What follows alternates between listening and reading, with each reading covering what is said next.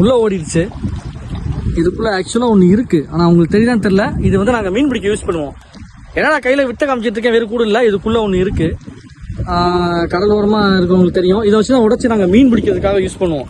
இதுக்குள்ளே ஒரு விஷயம் அந்த உயிரோடு இருக்கும், அதை போட்டு பண்ணி போடுவோம். சரி, இதை இந்த யூஸ்வலாக வச்சுருவோம்.